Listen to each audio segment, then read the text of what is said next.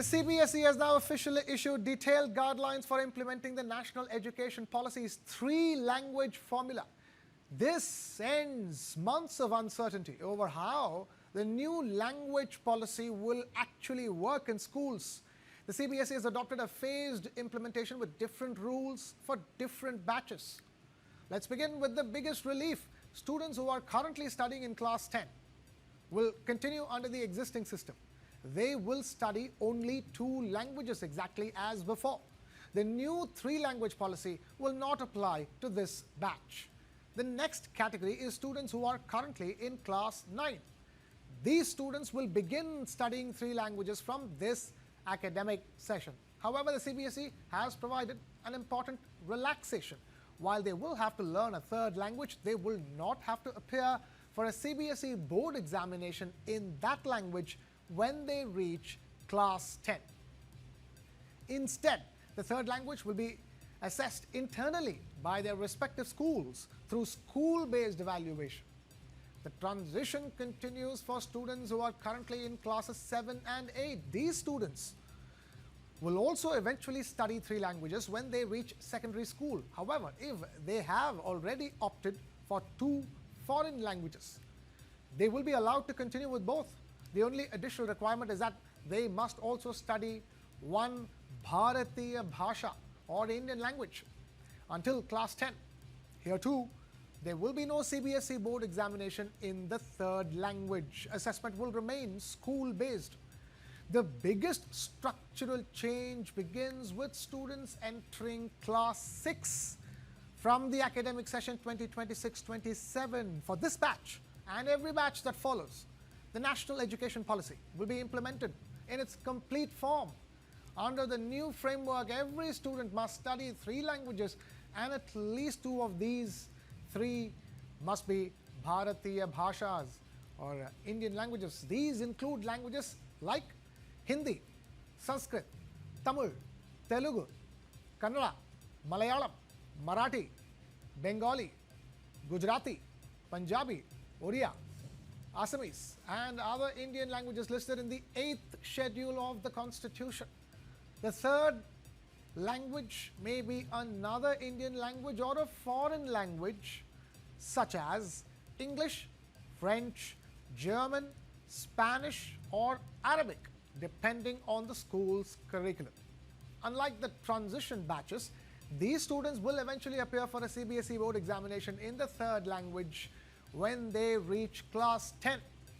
To support schools and students, CBSE and NCERT have also announced that dedicated textbooks and learning material in 22 scheduled Indian languages will be made available in a phased manner. According to the CBSE, the objective is not simply to increase the number of languages a student studies. The larger goal is to strengthen multilingual education, encourage the learning of Indian languages, preserve India's linguistic diversity, and make language learning more meaningful and engaging.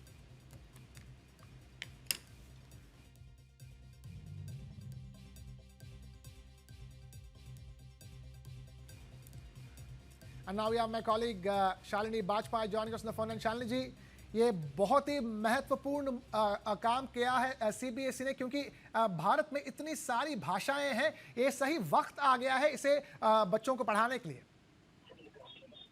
बिल्कुल ये बात सही है कि बहुत important ये circular है और जो गाइडलाइंस जो आज जारी की गई हैं उसमें उन्होंने बहुत क्लियर कर दिया है कि कौन सी भाषा लेनी है और किसको किसको। इसमें खास तौर पर 6th के जो स्टूडेंट्स हैं उनके लिए ही पूरी तरह से 3 लैंग्वेज पॉलिसी एक तरह से कहेंगे लागू की गई है, क्योंकि उनको जो है वो 2 इंडियन लैंग्वेज और 1 फॉरेन लैंग्वेज लेना है। और फॉरेन लैंग्वेज में इंग्लिश या फिर फ्रेंच कहें या फिर दूसरी रशियन कोई भी भाषा ले सकते हैं, लेकिन इंग्लिश को भी फॉरेन लैंग्वेज की कैटेगरी में डाल दिया गया है।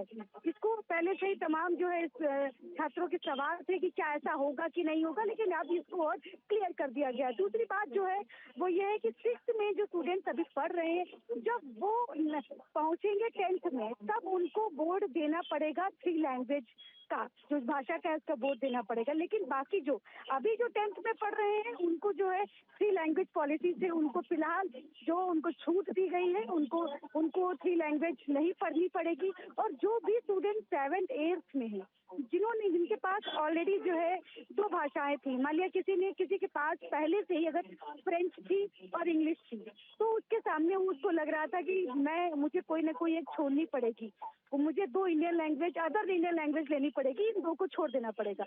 तो अब उन छात्रों को थोड़ी सी राहत दी गई है जो 7th और 8th में ऑलरेडी पढ़ रहे हैं और पहले से ही फ्रेंच और इंग्लिश पढ़ रहे थे। उनके लिए कहा गया है कि वो बस एक इंडियन लैंग्वेज कोई ले लें, चाहे वो कोई रीजनल लैंग्वेज ले लें या संस्कृत ले लें या फिर हिंदी ले लें, तो उससे भी जो है वो उनको उसकी थोड़ी सी राहत दी गई है। और खास बात ये भी है कि अभी जो 9th में जो स्टूडेंट्स हैं जिनको कि 3 लैंग्वेज पॉलिसी के तहत 3 भाषाएं पढ़नी है, उनको ये है कि वो जब 10th में जब जाएंगे तो उनको आखिरी का जो है वो बोर्ड नहीं देना पड़ेगा, मतलब आखिरी का जो इवैल्यूएशन जो उनका होगा वो स्कूल लेवल पर हो जाएगा। तो ये तमाम बातें जो है वो सीबीएसई ने क्लियर किया, लेकिन क्लियर करने में बहुत देर कर दी। मैं आपको बताऊं कि मिड सेशन में आकर ये सब कुछ बताना कि क्या पढ़ना है और क्या नहीं पढ़ना है, ये स्टूडेंट्स के लिए बहुत ही ज्यादा परेशानी की बात होती है। ये सब कुछ आपको पहले से ही तय कर लेना चाहिए था। अगर नहीं कर पा रहे थे तो ये सब कुछ इस बार ड्रॉप कर देना चाहिए था। फिर जब न्यू सेशन आता उससे पहले सारी चीजों को क्लियर किया जाता। अब मिड सेशन में जब जुलाई, आप सोचिए कि अप्रैल में सेशन शुरू होता, अप्रैल मई जून 3 महीने लगभग निकल गए। अब जुलाई आने को है। अब जुलाई में उनको पता चल रहा है कि उनको क्या पढ़ना है। स्टडी मटेरियल अभी कुछ है नहीं, कंटेंट है नहीं, किताबें है नहीं, तो क्या पढ़ेंगे? ये छात्रों के लिए तमाम सवाल जरूर बने हुए हैं। लेकिन अभी भी सीबीएसई ने जो जारी किया है इसमें भी बहुत सारे कंफ्यूजन है। उसके लिए हो सकता है मुझे एक और गाइडलाइन इन्हें जारी करनी पड़ेगी जिसमें और थोड़ा स्पष्ट करते हुए बताना पड़ेगा। और खास बात है, इतनी सारी लैंग्वेजेस देखने में तो बहुत अच्छा लगता है कि बहुत सारी भाषा है, कोई भी छात्र कोई भी लैंग्वेज पढ़ सकते हैं अब इस पॉलिसी के तहत। लेकिन क्या स्कूलों के पास हर लैंग्वेज का टीचर होगा? क्या स्कूल हर स्टूडेंट को उसकी चॉइस के हिसाब से लैंग्वेज पढ़ा पाएंगे? एक साथ अगर मान लिया मैं यूपी, अगर दिल्ली या हरियाणा, एमपी, इन सब की बात कर लूं तो वहाँ पर जो है सबसे ज्यादा छात्र कौन से होंगे? वो हिंदी और संस्कृत वाले होंगे। तो इतनी बड़ी संख्या में हिंदी और संस्कृत के जो है टीचर्स को हायर कर पाना, एक कैपेबल टीचर, एक्सपर्ट टीचर को हायर करना, ये बहुत मुश्किल होगा। दूसरी बात है, जहाँ पर भी बाकी जो स्टेट है हमारे, जो गैर हिंदी भाषी स्टेट है जहाँ पर हिंदी, वहाँ पर भी उनको हिंदी संस्कृत में से कुछ एक लेना पड़ेगा संस्कृत, और उसके साथ अपनी रीजनल लैंग्वेज ले सकते हैं। तो वो वहाँ पर भी एक साथ रीजनल जो है वो हायर कर पाना टीचर को हिंदी या संस्कृत में, तो इतनी बड़ी संख्या में जो टीचर्स की जरूरत पड़ेगी वो रातों रात कहाँ से आएगी? तो ये तमाम ऐसे सवाल हैं जो अभी छात्रों की तरफ से, उनके अभिभावकों की तरफ से वो लगातार पहले भी पूछे जा रहे थे। इसमें कोई बड़ा अभी 2 महीने पहले जो पॉलिसी आई थी, थोड़ा 9th को लेकर ही छात्रों में तमाम तरह के कंफ्यूजन थे, वो पूरी तरह से दूर हो चुके हैं। लेकिन ये सब कुछ करने में सीबीएसई ने बहुत लेट किया है। इसका खामियाजा छात्रों को ही भुगतना पड़ेगा।